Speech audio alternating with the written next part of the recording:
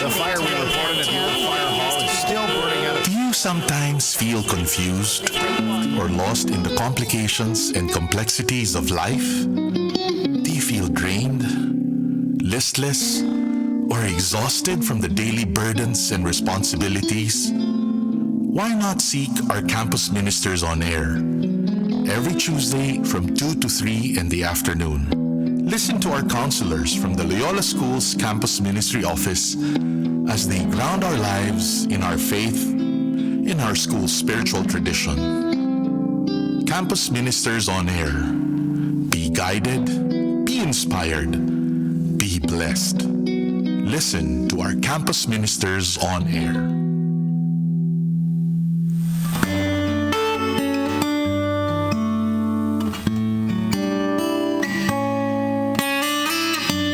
Grace-filled Tuesday afternoon, friends. Welcome to Campus Ministers on Air, the official radio program of the Loyola School's Office of Campus Ministry, where we try to find God in anything, in everything, under the sun. Yes, in all things.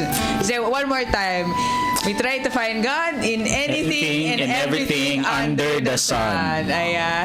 I'm Nikki, Campus Minister for first-year students.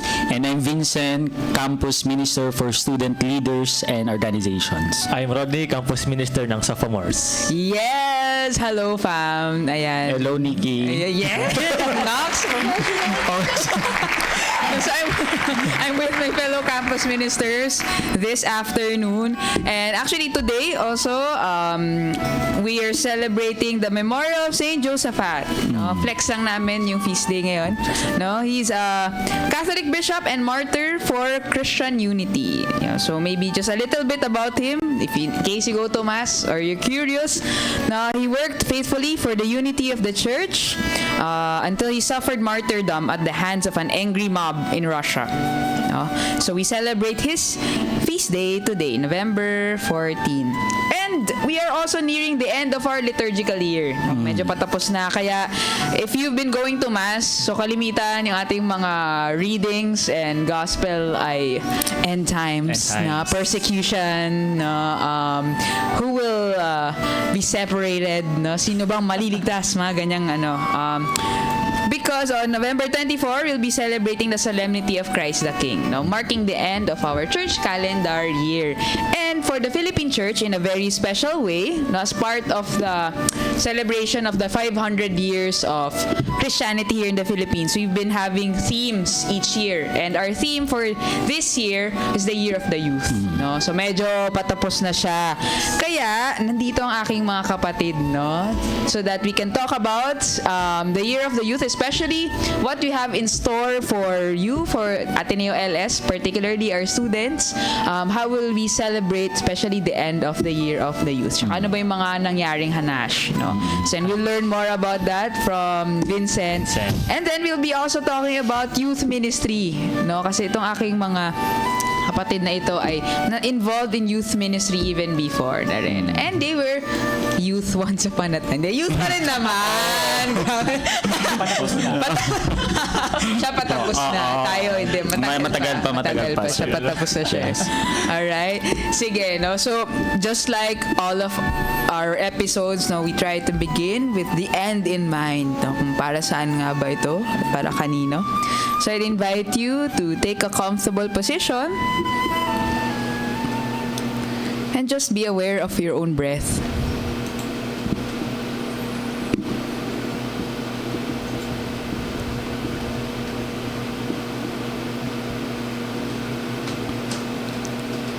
Breathe so slowly and breathe deeply. Maybe count to 5 with each inhalation, and then count to 5 with each exhalation. Feel the air flowing.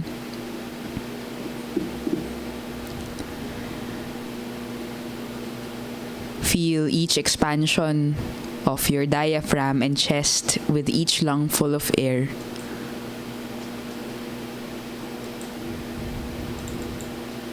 Each breath brings life. And so relish this feeling of life, of breath, which comes from the Lord. So we make the sign of our faith, we make the sign of God's love. In the name of the Father, of the Son, of the Holy Spirit. Amen.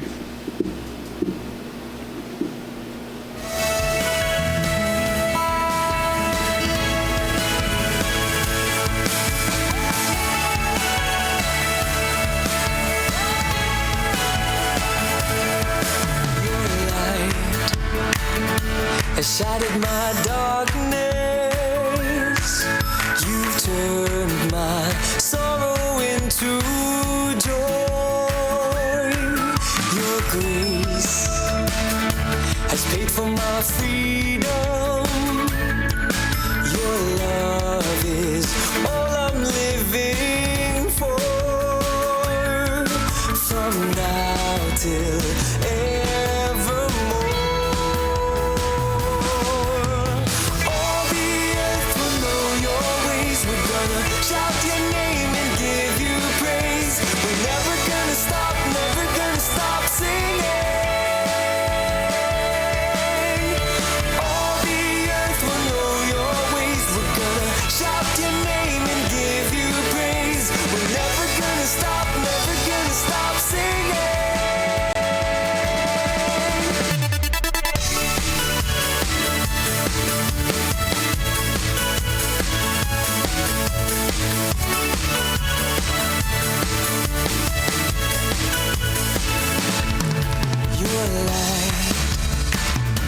shattered my darkness.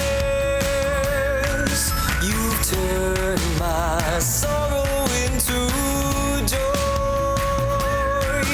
Your grace has paid for my freedom. Your love is all I'm living for. From now till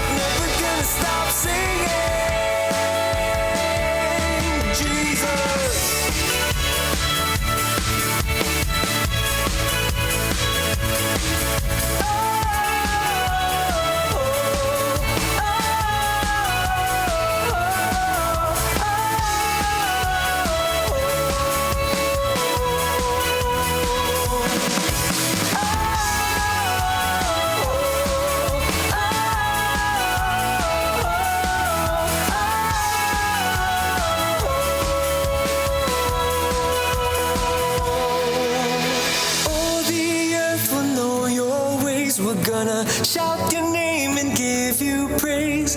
We're never gonna stop singing. All the earth will know your ways. We're gonna shout your name and give you praise. We're never gonna stop singing.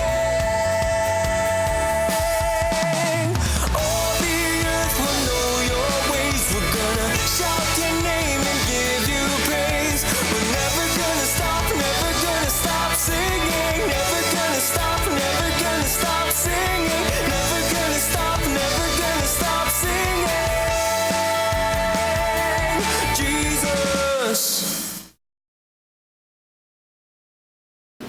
In the name of the Father, and of the Son, and of the Holy Spirit. Amen. Ayan. So yung ating opening prayer is Evermore by Where's the Sheep? No? So nasa One Praise Volume 2 siya. No?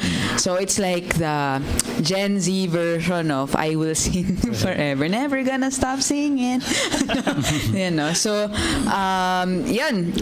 just like I said, no, for this afternoon, we'll be talking about what else is in store for the remaining days before the end of the year of the youth, no? The end of our church calendar.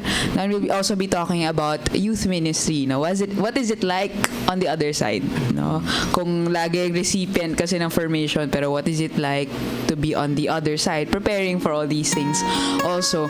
But before that, no, so here's a short clip, a short video message by Cardinal Tagle, no, especially for young people, no, of Ateneo. So watch this. My dear Ateneo community, especially the young ones, the students, I greet you in the name of the Archdiocese of Manila. And as you already know, this is the year of the youth, declared by the Catholic Bishops' Conference of the Philippines in preparation for our celebration of the arrival of Christianity 500 years ago, to be celebrated in 2021. This year is a year to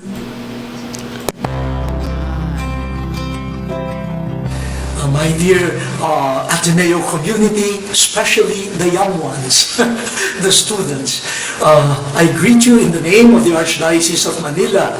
And as you already know, this is the year of the youth, declared by the Catholic Bishops' Conference of the Philippines in preparation for our celebration of the arrival of Christianity 500 years ago, to be celebrated in 2021.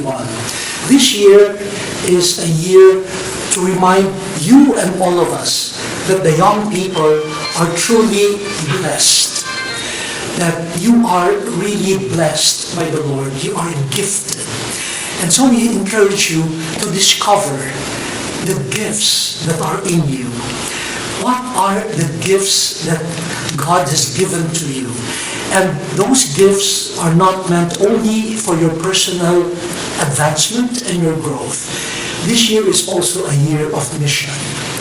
The gifts will give you the power to serve, not as somebody else, but as you are. That's why discover your gifts.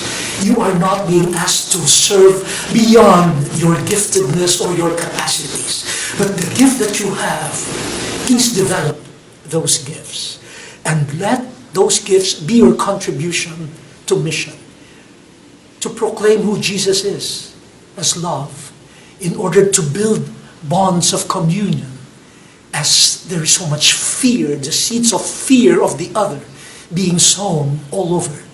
Be the sowers of the seeds of friendship, of respect, of cooperation, of mutual responsibility. Celebrate each other's gifts. Do not look at the gifts of others as a threat to yours. Come together. Let this year and the years to come be an exchange of gifts, so that the mission for our common humanity and our church will prosper. God bless you.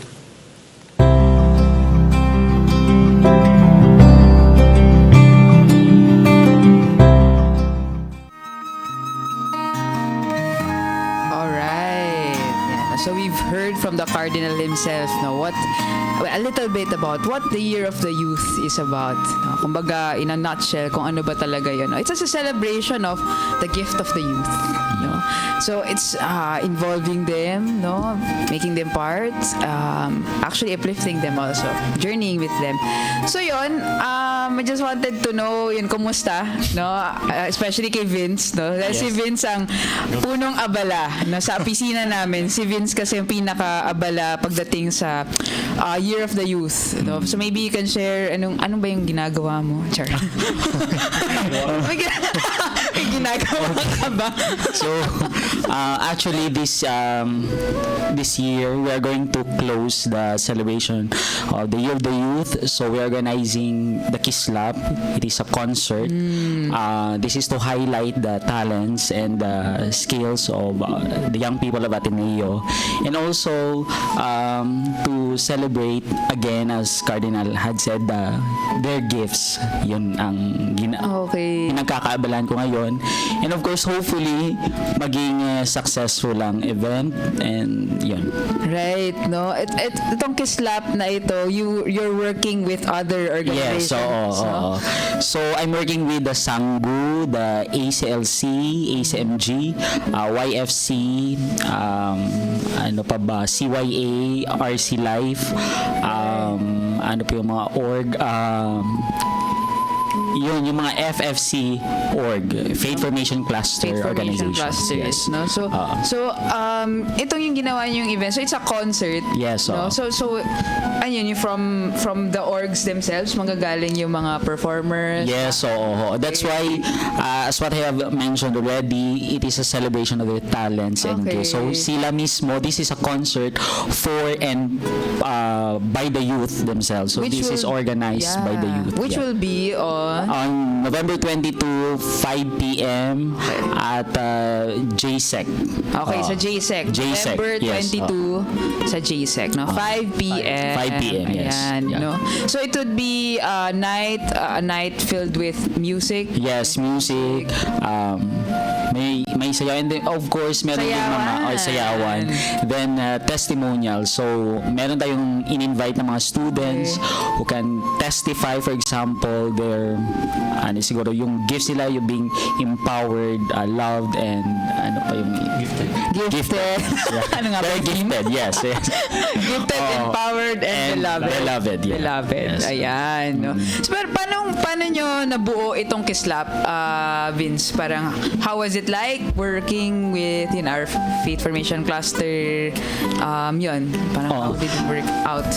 Actually, first talaga, gusto naming mag-end ang Year of the Youth with a bang siguro. Yun Okay. siguro yung intention namin. And of course, I approach yung mga presidents ng FFC orgs. Then, nag-accept naman, they responded sa invitation ko, and then actually they're excited sa event na ito. Nice. Okay. So they're excited about it. yes, so sila talaga yung nag-organize ng program. Then yung even the designs, for example, ng Okay. tarpaulins, and yung sa Facebook blast namin, sila talaga yung nag-design. So makikita natin talaga na really yung indispensable role of the youth in the life of the church is really true. So totoo talaga na they can really contribute to the well-being of the church. Siguro yun talaga yung highlight nitong Kislap, na gawin talaga na dalhin siguro at matulungan tayo ng mga kabataan na dalhin si Kristo sa mundo. That's it. Okay. I mean that is siguro the rationale for this activity. Okay. Yes, No, kumbaga talaga Kislap na siya. yeah, so kumikislap, hindi po kami ang kumikislap dito, kundi yung kabataan ang kumikislap talaga. Yeah, Ganda. O nga, no? Hindi ko naisip yun. Yes, so that is the idea of Kislap, behind Kislap, yeah. Okay. To shine. yeah. No? So- It's really to showcase their talents. Yes, so Actually nga, nakakatuwa na all their efforts and their creativity talagang mailabas, no? Yes, It's oo. through a different means, which is very different from what we do day to day, right? Hindi kami nagpapa-concert nagpapa-quiet, gano'n kami, mindfulness, no? No? So, very creative way, different way of talking about faith.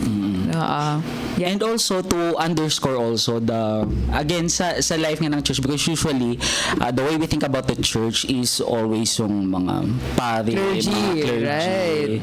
yung mga siguro yung mga matatanda, for example, the members Mga of boomers. church. Yeah, oo. Pero through this activity, masasabi natin na meron talagang role ang kabataan sa Tama. life ng church. And sila yung tinatawag nating future ng simbahan. Right. So that's why they will carry on yung mission ng simbahan, and that is to Right. proclaim the truth of the gospel, at the same time to bring Christ to the world. Right. Yes. Actually nga, parang just adding on that, sabi rin sa Christus Vivit, parang they are our future, but they are also our present. Yes, oo. No, Yes. it's na ngayon na, na you're part of the church. No? Kaya mahalaga yun. Yes. Yes. Past. Ano yung past? Yung past. Okay na. Joke. Joke lang po. No. Of course, we all have our place. No, we all have our place. So yun nga, nabanggit din natin sa klase namin yan kasi lagi pag sinasabi, the faithful, di ba? Pag sa misa, lagi yung sinasabi, the lay faithful. But actually, when you say faithful, para even in mass, everyone yun. No? So, lay ka ba, clergy, religious, whatnot, you're part of the faithful. Hindi porket lay sila lang faithful. No? Wala lang. Kahit unfaithful ka, faithful ka din doon. Kumbaga, as a collective, kahit unfaithful ka, you're part of the faithful. Because God is faithful in you. Yun no. Galing mo mambola. Ikaw naman, Rodney. No? Parang, yun nga kasi, prior to being here in campus ministry, you've also been involved in youth formation, di ba? In your past life. Past life. Ito yung past. Ito yung past life mo. Yung ano ko sa mga youth naman, more on teaching yon. Teaching. So what did you teach? Mga kalokohan. Joke. Naman, yung Christology. Wow. Anong year? Ilang taon? Anong taon sila? Senior high. Yeah. Wow. Pero not that deep yung Christology na. Hindi yung Christology. Yeah, hindi yung... Tapos Laudato Si. Nice. And then, Intro to Human Person. Wow. And at the same time, mas ako sa nila, mas ubad ako sa kanila when it comes to our community involvement programs. Kasi meron doon organization. So you're teaching and you're also in community involvement. Teaching din, parang OSCE din, at so the minister din. So parang TU department siya, OSCE, in one person. In one person. Okay. Pero because of this, students, talagang mas napagaan yung ministry ko. Yung org namin, sobrang laki. It's the biggest in fact. Ano pangalan ng org nyo? Teresianang Maalagaron. 216 students involved. Wow. Tapos, and all of them are like participative. Yeah. Wow. Lahat sila. Well, at first, kasi bago lang yan sa senior high. Okay. Junior high pa yon. So, hindi masyadong sa senior high, hindi pa. So, last school year, doon bago ako na moderator, tas 216 na youth na involved. Tapos, so I divided them into 8 groups. Okay. Pero yung head nila, hindi talaga ako yung head is a student. So parang votation din. So each group may head, then meron din parang meron yung cells, parang meron mga cells. Okay. So doon mas nakikita ko yung talents nila. Yung so skills yung ng goal kabataan. nitong org ninyo ay kasi more on involvement sa mga communities outside communities. sa school. So parang faith formation and community. Okay. So doon sa let's say for example sa DSWD or tree planting, so various activities lang. Then after which may processing, then pasok sa re-ed topic namin sa Laudato Si kapag environment, so parang tahi-tahi siya. So how often does this happen? Yung, di ba, you have your classes and then they have their parang immersion activities. So how often does it happen? Yung target talaga namin noon every Saturday. Wow. Okay. Pero parang mga Saturday dito. Parang gano'n. Pero of course, yung mga Saturdays din na very busy, so postpone, gano'n. So doon mas na-highlight yung talents ng mga bata kasi from them yung initiative. So kumbaga yung sa leaders, parang they're taking on the facilitators role. Okay, so upper class to or same year level din nila? Senior level. Wow.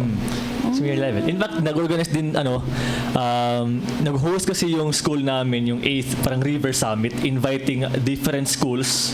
So yung yung org namin yung organize lahat ng mga activities. Galing. Sobrang ganda, ng mga bata. Okay. And how do you parang sustain the group? Di ba nga, since sila very self-motivated, di ba, inspired, how do you sustain such a group? Of course, kasi sobrang laki, yung Saturday, hindi naman lahat. Okay. Schedule lang sila. Okay. So, this Saturday, morning, group 1, hapon, group 2. Okay. Pero hindi nawawala yung pag-process. Okay. Then follow up. Yung nagpa-process sa kanila, yung leader din. Ikaw na. Ako. Ikaw na. At yung ibang teachers. So you process all those 260? I invite all teachers din. Teachers. Okay. Para may parang community talagang hands-on sa org namin. Wow. Yeah.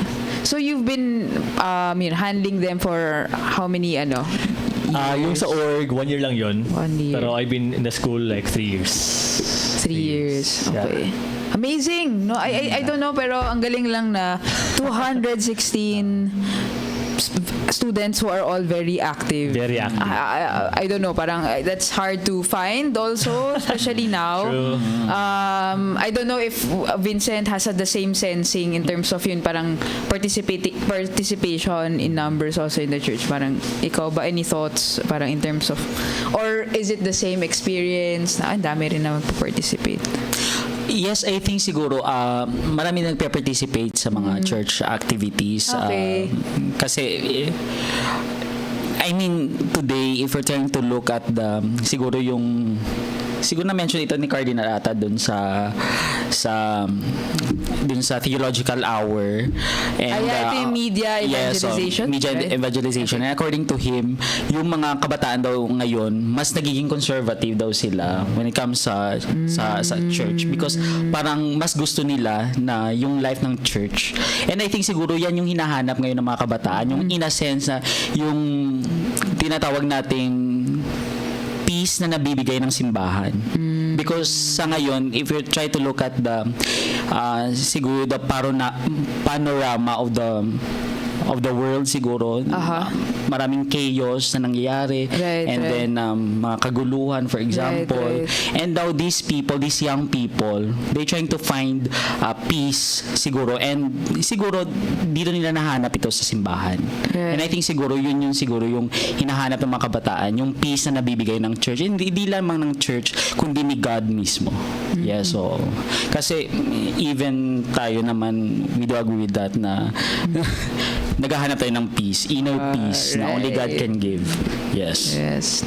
No, I think parang ayun nga, no, I guess coming from a background na siguro well, I haven't been really involved in my own parish. No? So siguro kaya yung para mas madali kong makita is who's not there. No, pero it's refreshing to know nga na parang there are a lot more young people who are actually involved.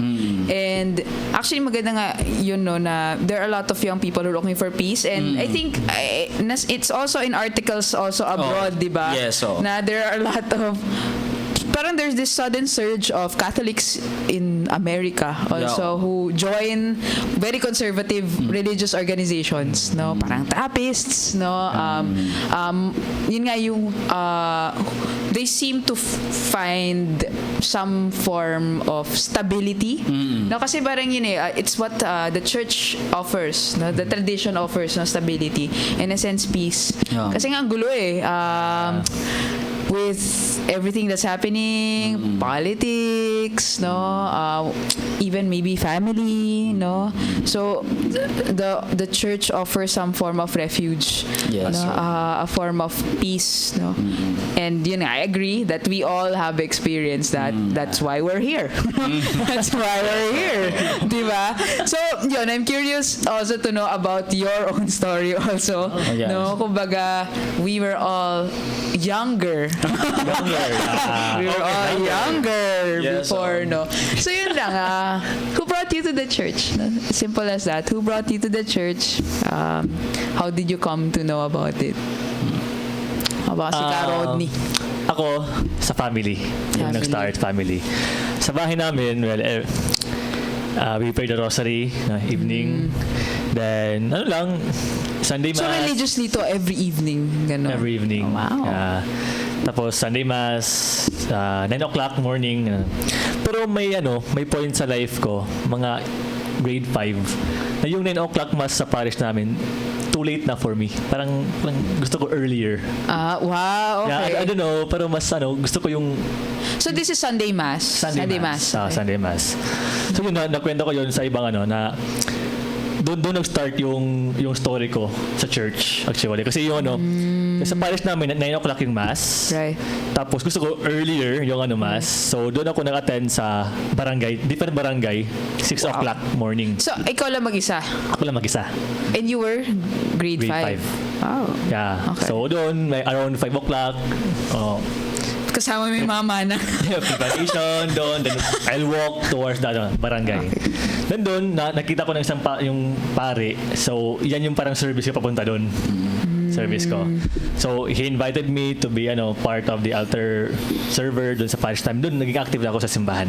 Okay. And from that time na, yung family namin, little by little, mas naging active sila.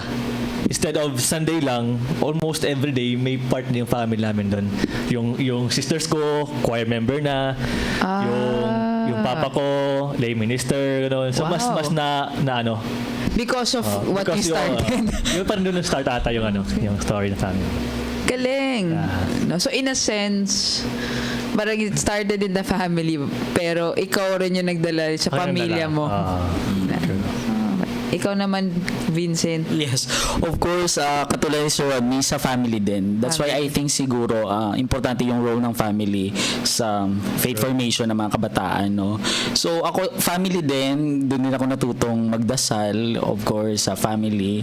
And yung paniniwala pananampalataya ko sa Diyos, doon din galing sa pamilya. And then later on, I decided to enter the seminary, inspired by my mother sa pumasok sa seminary. And So then when did you enter the seminary? You were... in 2008, 2008. right after graduate ako ng high school. Okay. Oo. Then lumabas ako. After 2 years, lumabas ako and then vocation store. Why? Sige. After noon, Nag-ano ka muna? 2 years, tinapos ko yung philosophy, then nagtrabaho ako. Then, si yun. Vincent ay ano rin. Radio person. Pero dun yun sa amin, no. Tapos, after na, akala ko hindi na ako babalik sa simbahan. Pero yun nga, yung life na very routinary siguro, na hindi ako nakahanap ng meaning dun sa life na yun na very routinary. And this routinary meaning outside the yes, seminary. so yung magsisweldo ka, then gagastusin mo yung sweldo, tatabaho ka, sweldo, gasto, parang ganun. Walang saving. Walang saving. So, Baka yun yung problem. feeling ko, hindi naman. Then siguro, yun nga yung sabi ko kanina na hindi ko siguro nahanap yung meaning outside the seminary for me, outside the seminary. And then I decided to... How long have you been working before you returned? 2 years ata, oo. Nagtrabaho ako and then bumalik ako and then dito na sa San Jose and then Right. ayun, Saan kang diocese ulit? Diocese of Marbel. Yes. Ayan. Hello. Ayan. And then of course youth ministry naman, marami kang ma-encounter na mga kabataan and at the end of the day you will realize na yung mga stories ng kabataan, you can draw inspiration from it.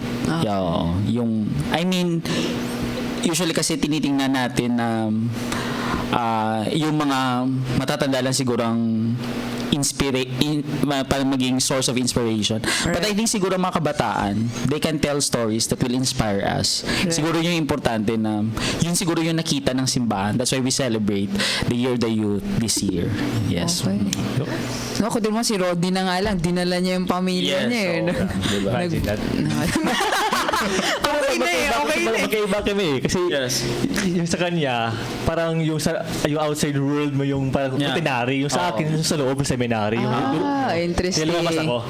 Okay. So magandang punto rin yun, no, na hindi inescapable ang routine sa buhay. Pero yung tanong ay, bakit mo ginagawa yung routine mo rin, no? So interesting, no? A journey, and yun nga, especially for you, Vincent, diba, na ito sa really discernment. Kasi, I mean, yun, so nasubukan mo na, pero lumabas ka muna, tapos yun nga, sinusubukan ulit. No? I guess, siguro for those who do not have or many friends in the religious life or whatnot. So the vocation story is not as linear as it seems, no? Kumbaga, si Rodney din ay rin, once upon a time, X-Men. Seminarian. X-Men. Iba yun, ha? Iba yun. Pang-ibang episode Former yun. seminarian. Pang-ibang episode yun. Ay, wag ngayon. Okay. Ayan. So, XM si Rodney. Pero it's true that it starts with the family. So So napakalaga ng pamilya, especially in teaching the faith. I asked that question, yun nga, who brought you to the church?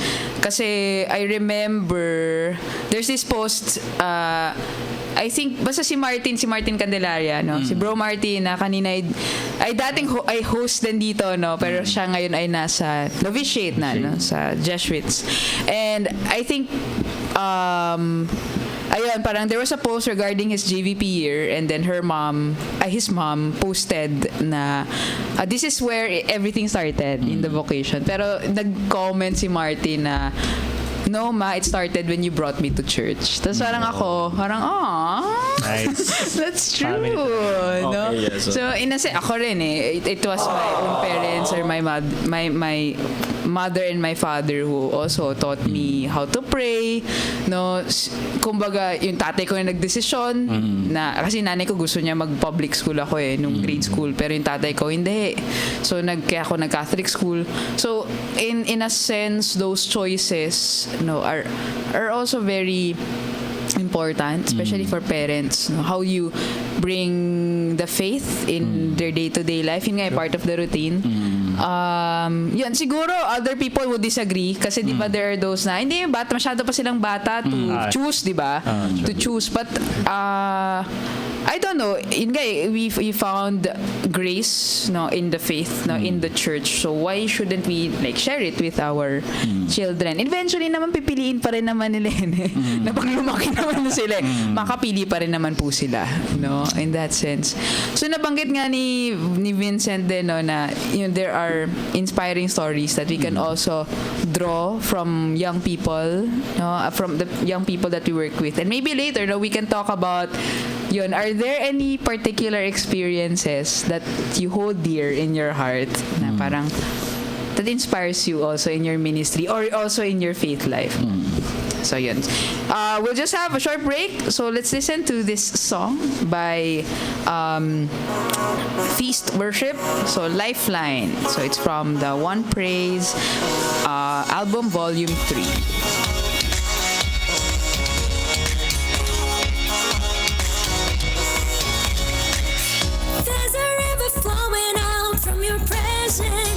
You fill my cup to overflow. There's a fire burning bright in your spirit. You fill my heart. You won't let go. The voice of the Blue Eagle. Radyo Katipunan, 87.9. So I place my life in yours, 'cause you gave your life for mine. There is nothing that can ever break your love. You are my lifeline. Oh, oh, oh, oh, oh. You are my lifeline. Oh, oh, oh, oh, oh. You are my lifeline.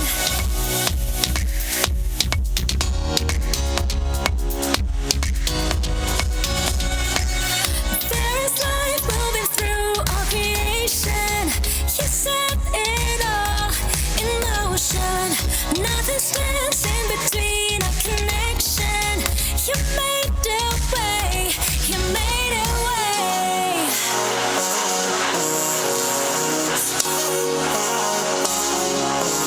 So I place my life in yours, 'cause you gave your life for mine. There is nothing that can ever break your love. You are my lifeline. Oh, oh, oh, oh.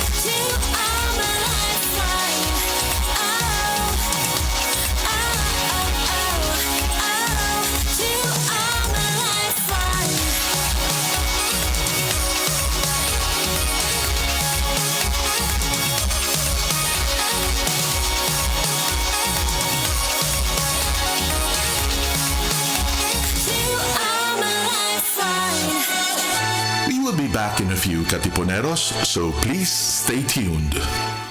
Follow at Radyo Katipunan in our social media accounts on Facebook, Instagram, and on Twitter.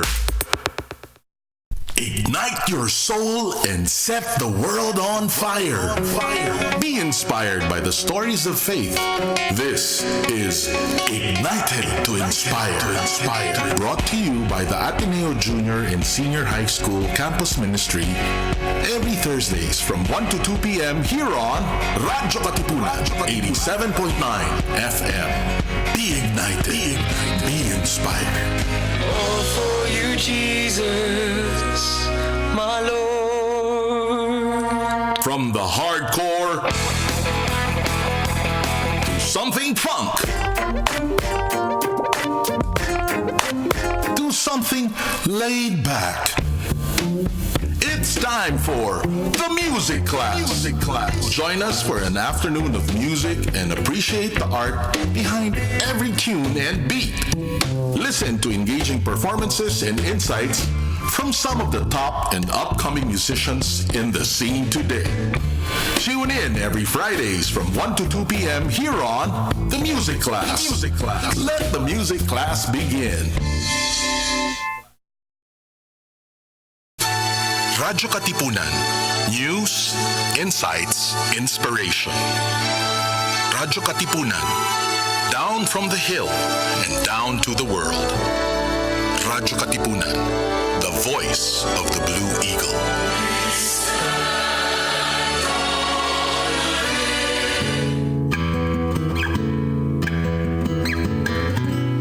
And we're back. Ayan, no? So, ayan na, so we were talking about yun, kanina, kanino ka na-inspire, no? Kasi nga, we were talking about how youth stories, no? How their life are also inspiring, no? So, yun. So, kanino ka na-inspire? Ikaw ka, Rodney, kanino ka ba na-inspire? Saan kaya? Saan kaya? Ano lang, after college, meron kaming 1 year na regency program. So, yung year na yun, na-assign ako sa isang parochial school. Okay. Then, sa parochial school, doon ako, nagsuserve ako sa church. At the same time, natuturo sa school. May mga altar servers doon. Dami mong ginagawa, no? Daming ganap sa buhay. Yun yung takeaway ko.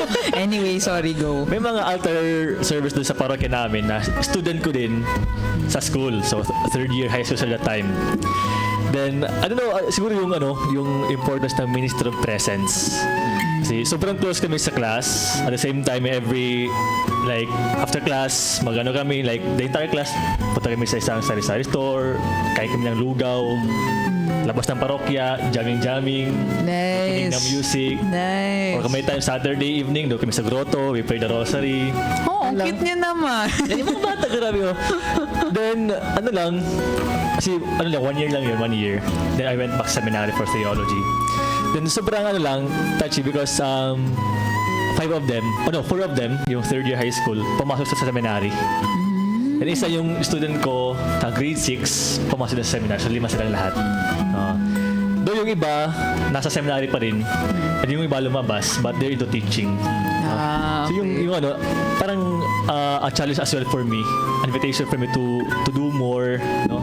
Because even if yung mga simple na bagay lang, like wasting time with them, talagang may impact. Oo, no, napakahalaga yun eh. Yung doon ka lang. Doon ka lang, wala lang. Usap lang kayo, doon kayo sa beach kami, wala lang, usap-usap lang kahit ano.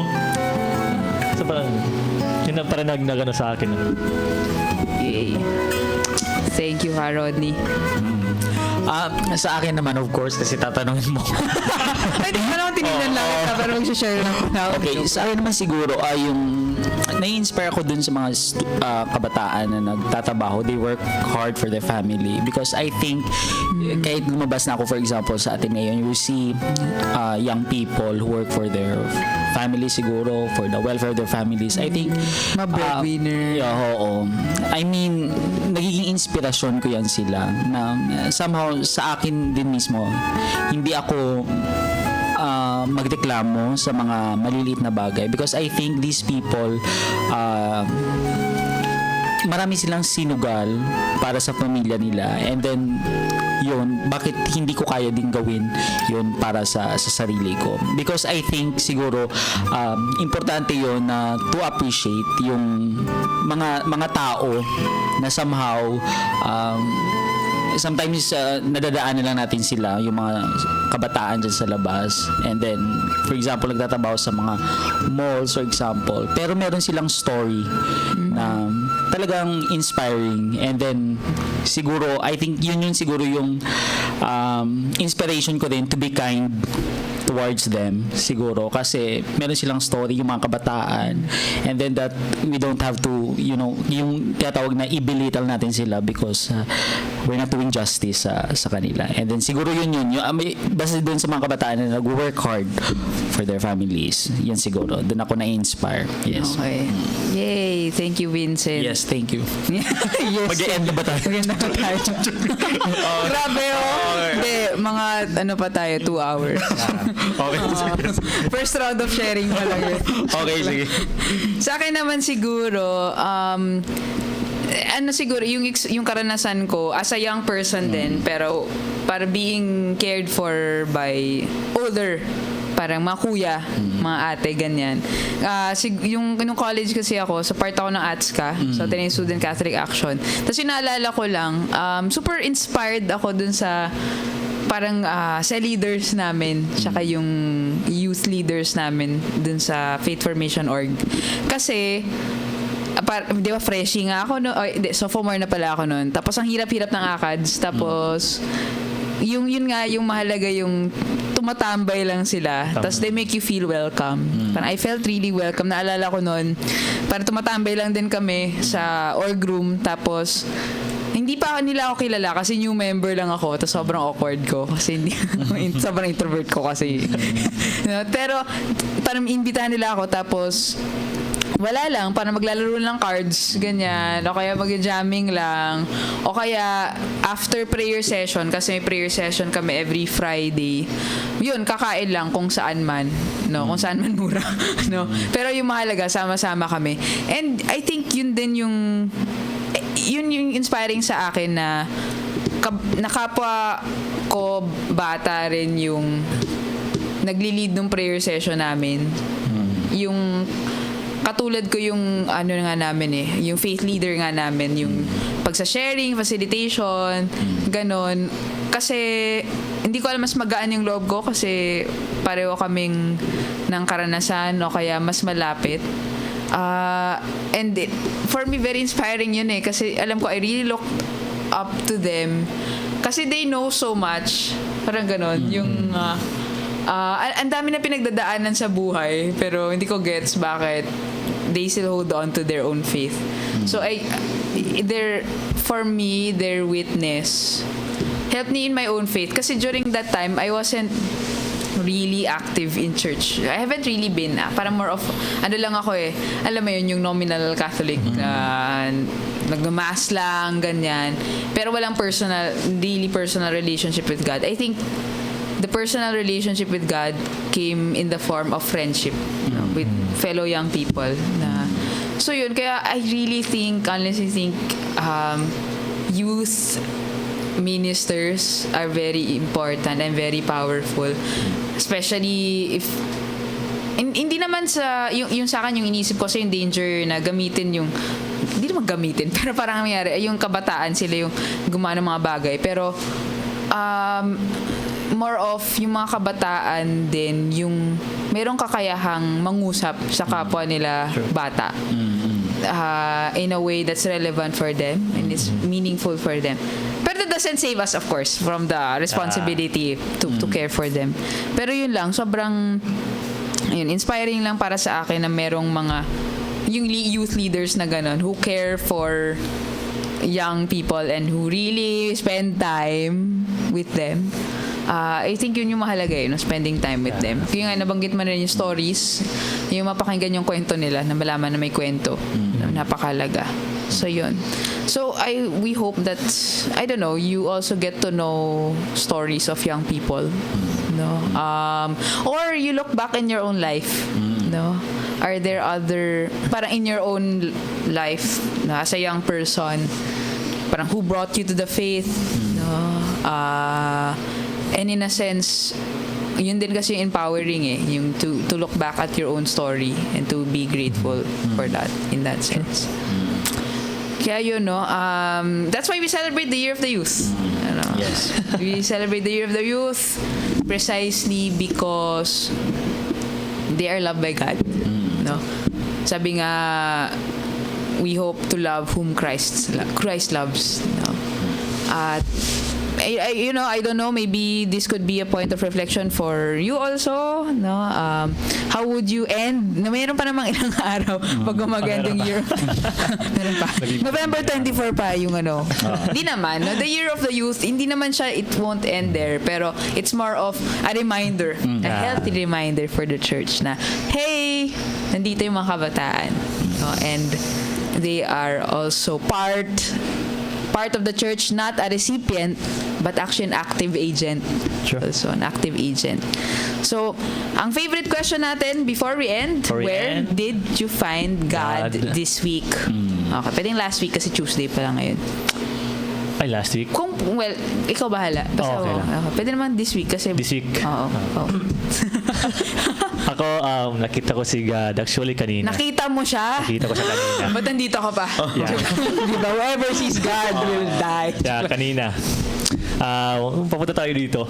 Okay. Sa Justcom. Habang nasa trike tayo... hindi ba? Waiting pa ng trike. Waiting pa ng trike. Nakita ko yung boss natin, si Ma'am Rina. Si Ma'am Rina. Hi, Ma'am Rina. Hi, Ma'am Rina. Hi, ma'am. Hi. Plus points po. Totoo talaga yun. Nasa siya, likod ng driver, ng tricycle, kahit umuulan ng malakas. Yeah. Para sa akin, kapag nasa position ka, dapat Director ka dapat sa loob ka. Or siguro magandang structure, or mag-grab na lang siguro, ganun. Pero nasa likod ng driver, maulan, grabe yung ulan. Okay. Yung God, no, revealing Himself to me as very simple. Very simple. Hindi naman talagang king talaga siya, no? Pero very ordinary. Very ordinary. Yun. So you found God in Ma'am Rina riding behind the trike driver. Yes. Thank you, Roddy. Sa bagsak para kay Roddy. Okay, tatagal na yan siya 20 years. Oo nga. Ma'am Rina, contract na yan. Permanent na. Automatic permanent. Automatic. Apar. Merit increase mo. Alam. Okay, siguro sa akin na siguro ngayon busy kasi ako sa trabaho. But I'm reading siguro yung book ni William James. He is a psychologist. He was a psychologist, and the title of the book is The Variety of Religious Experience. And doon talaga sa book na yun, somehow the book, the intention of that book is not to prove the existence of God, but how people experience religious experience. So siguro yun siguro yung somehow very inspirational siya na book because pinapakita sa iyo yung encounter ng mga tao. Tinatawag ni William James itong mga religious genius ata yung nakaka-encounter sa Diyos. And I think sana sa akin din bilang campus minister, may encounter ko rin si God, the way they encountered God sa so yun, basahin niyo po yung libro. Yes, yan. Kay William James. Yeah. Meron ka bang ano dito? wala akong kita. Wala akong kita. Sayang. Baka consider mo. Thank you, Vincent. Yes. So we pray for that. Yes. Sa bagsak para kay Vincent. Sige, sa akin naman, where did I find God today? Not today. So this week, I just find God in taking things slow. Ganyan, taking things slow. Yun parang really, paano ba? Not being carried away by too many distracting o kaya heavy emotions or whatever. Di ba minsan kasi ang hirap magtrabaho pag di ka motivated. Kasi parang gagawin ko, hintayin kong maging motivated ako. Siya ako gagawin. Until time na. Wala pa rin. Kaya may motivation ko. Whoops, try again tomorrow. Next time. Next time na lang. Hindi ako na-motivate eh. Pero yun, yung to be mindful na okay, parang hindi ako motivated pero mabuti yung ginagawa ko. Parang ganyan. And because I try to be more mindful, I get to appreciate little things more. So in that sense, kahit ngayon I really appreciate this. Parang spending time with you. Parang here. Wow. Oo. Grabe siya. Hindi ka naniniwala, no? Naniniwala ko doon. Pero yun, kasi nga, I don't get to talk to you as much, no? As much. Yeah. No, really. So, yun, I really appreciate it. Knowing more about your story. So, ako, yun, gives me a lot of things to think about, especially yun nga, your experiences with the youth. And rethink my own biases about the youth. So, yun. But I find God every morning sa parang slowly. Sabi ko nga, kanina kasi nag-serve ako sa Mass. Tapos si Father Cesar yung pare. Tapos napag-usapan namin na, mas maganda na sa simula pa lang sa umaga, magsimba ka na o magdasal ka na. Kasi malamang hindi mo na yun magagawa in the course of the day. Tapos actually, na-articulate niya yung karanasan ko this past few days na I really want to begin my day with prayer more intentionally. Kasi yun din parang yung religious experience na yun, hindi siya laging dumadating. O hindi siya powerful. Or hindi siya parang, I'm so loud. Parang minsan, chill lang siya So, yun, I really hope to be more sensitive to how God touches me. So, yun. So, generally, I find God in my relatively chill disposition. Chill and slow disposition. Yay! Isang bagsak para sa akin. Sariling sikap. Oo.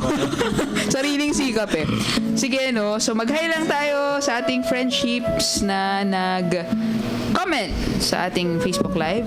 Hi, Father Nono! Yes, mabuhay ang mga kabataan. Woo! Mabuhay kami. Mabuhay ang mga kabataan. Woo!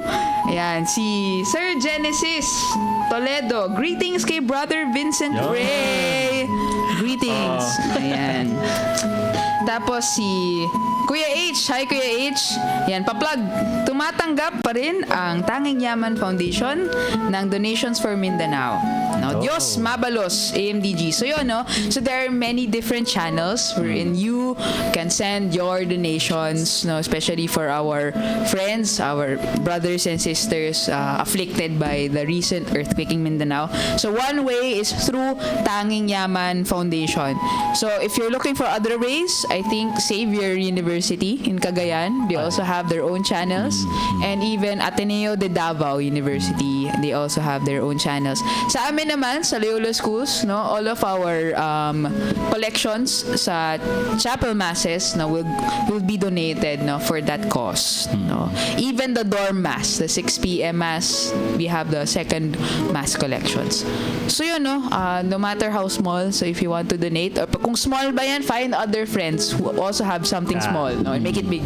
No. So those are the channels available to you, no, to donate, to send, to extend help. All right. Yeah, so thank you so much. Thank you, Nikki. Thank you, Vincent. Thank you, Rodney. And we also thank you for being with us, for joining us this afternoon. So I'm Nikki. I'm Vincent. I'm Rodney. And this has been your Campus Ministers on Air. Signing out.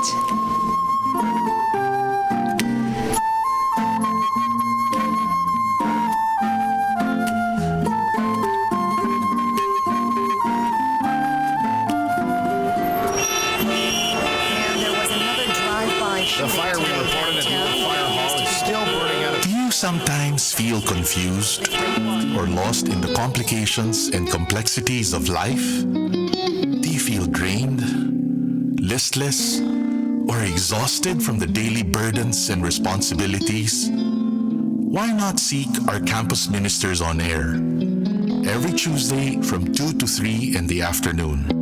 Listen to our counselors from the Loyola School's Campus Ministry Office as they ground our lives in our faith, in our school's spiritual tradition. Campus Ministers on Air. Be guided, be inspired, be blessed. Listen to our Campus Ministers on Air.